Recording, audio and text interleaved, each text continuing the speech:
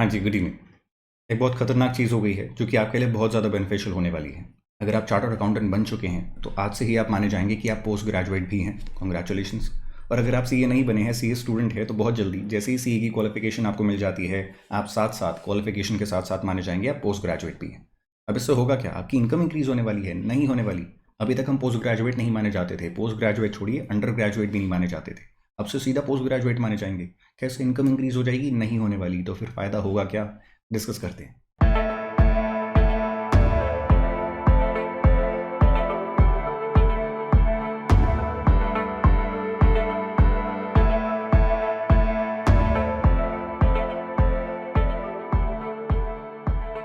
तो देखिए, फ़ायदा छोटा सा ये होने वाला है। यूनिवर्सिटी ग्रांट्स कमीशन, जिसके पास राइट होता है कि आप बता सकते हैं कौन सी यूनिवर्सिटीज़ ये वाला स्टेटस दे सकती हैं किसी भी इंसान को डिग्री देके, कौन सी यूनिवर्सिटीज़ ये वाला स्टेटस दे सकती हैं, वगैरह वगैरह।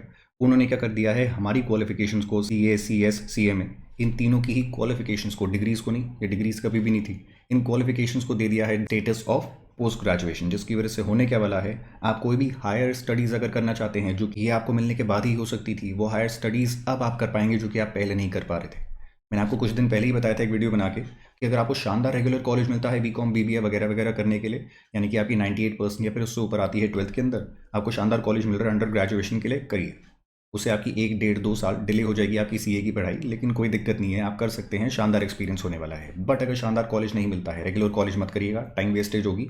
और अगर रेगुलर कॉलेज छोड़ते हैं फिर भी कॉरस्पॉन्डेंस रूट आपको पकड़ना ही चाहिए, बीकॉम, बीबीए वगैरह वगैरह डिग्री स्वेच करने के लिए। क्यों? हमारी क्वालिफिकेशंस डिग्रीज नहीं मानी जाती, उनको ये वाला दर्जा नहीं दिया गया था। तो अगर आप कल को सीए बनने के बाद चाहते कि मुझे एमबीए करनी है या फिर कोई भी कोर्स करना है जो भी पोस्ट ग्रेजुएशन का कोर्स है, तो पोस्ट ग्रेजुएशन करने के लिए अंडर ग्रेजुएशन आपके पास होनी ही चाहिए थी, और इसको वो स्टेटस नहीं मिला था। तो टेक्निकल ग्राउंड्स पे आप ये चीज़ नहीं कर पाते कि आपको बीकॉम, बीबीए ये नॉलेज के लिए करनी थी, नहीं करनी थी। नॉलेज आपको उससे 10 गुना वैसे ही मिल रही है इन तीनों ही कोर्सेज में।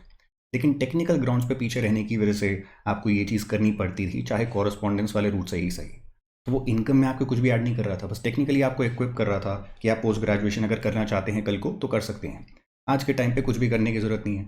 आप अगर रेगुलर कॉलेज में जा रहे हैं, जाइए 98% से ऊपर ला के, लेकिन उससे नीचे ला रहे हैं, शानदार कॉलेज नहीं मिल रहा जो कि आपके रिज्यूमे में कुछ भी ऐड नहीं करता, तो छोड़िए कॉलेज को, छोड़िए कॉरस्पॉन्डेंस वाले रूट को। कुछ करने की ज़रूरत नहीं है, बस सी ए, C S, C M A, तीनों में से कुछ भी कर लीजिए। जैसे ही आपको क्वालिफिकेशन मिलेगी आपको ये वाला स्टेटस मिल जाएगा, जिसकी वजह से कल को मान लीजिए आपका मन करता है मुझे एमबीए भी करनी है या फिर कोई भी और पोस्ट ग्रेजुएशन कोर्स करना है, या फिर पोस्ट ग्रेजुएशन छोड़िए मुझे तो पीएचडी करनी है, कुछ भी जो भी करना चाहते हैं कर सकते हैं। आपको सीधा इस लेवल पर डाल के रख दिया गया है। तो क्या ये हमारे लिए फ़ायदेमंद चीज़ है? बहुत ज़्यादा फ़ायदेमंद चीज़ है। अब मुझे ज़बरदस्ती कॉरस्पॉन्डेंस वाले रूट में जाके बीकॉम, बीबीए नाम के लिए फेच करने की ज़रूरत नहीं पड़ेगी। ये फ़ायदा हो जाएगा। और एक और चीज़ देखिए, मेरे से शंभू पूछता है कि सर हम तीनों को ही, सीए को, सीएस को, सीएमए को, तीनों के ही इंस्टीट्यूट्स की जो क्वालिफिकेशन है, इनको पोस्ट ग्रेजुएशन का स्टेटस दे दिया गया है, लेकिन एमबीए करने के लिए आपके पास अंडर ग्रेजुएट डिग्री होनी चाहिए। ये स्टेटस तो हमें नहीं दिया गया, तो जब तक ये नहीं दिया जाएगा मैं एमबीए कैसे करूँगा बीकॉम की डिग्री के बगैर? ये क्वेश्चन आपने मुझसे पूछा है, चलेगा, कोई दिक्कत नहीं। किसी और इंसान से मत पूछ लीजिएगा, बहुत गंदा जज करेगा आपको। आपकी सीए, सीएस, सीए में जितनी रिपीटेशन बनी होगी ये बनने के बाद सारी की सारी एक दिन में खत्म हो जाएगी।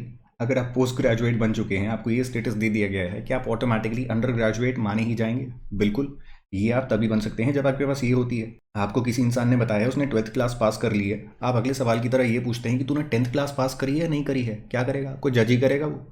तो ये मत पूछिएगा 12th क्लास पास करी है तो 10th पास करी है या फिर नहीं करी है। ये पास करा है, पोस्ट ग्रेजुएट माना जा रहा है आपकी डिग्रीज को, आपकी क्वालिफिकेशंस को, तो ये भी माना ही जाएगा। आप एमबीए परस्यू करना चाहते हैं करिए, पीएचडी करना चाहते हैं करिए, जो करना चाहते हैं करिए, कोई लिमिटेशन नहीं होने वाली आज के बाद। तो ये चीज़ पहले भी रिक्वेस्ट करी गई थी कि हमारे स्टूडेंट्स को अननेसेसरली टेक्निकल ग्राउंड्स पे पीछे होने की वजह से करना पड़ता है। प्लीज़ इस चीज़ को हटाइए। हमारी इतनी पढ़ाई हो जाती है कि हम किसी भी शानदार से शानदार पोस्ट ग्रेजुएट कोर्स के बराबर होने चाहिए। मांगने को तो ये भी बोला जा सकता था कि हम डॉक्टरेट के बराबर हैं, पीएचडी के बराबर है हमारी क्वालिफिकेशंस, लेकिन ये थोड़ा ज़्यादा हो जाता। तो इतना हमने मांगा भी नहीं, जितना मांगा उतना मिल भी गया। That's what the news was.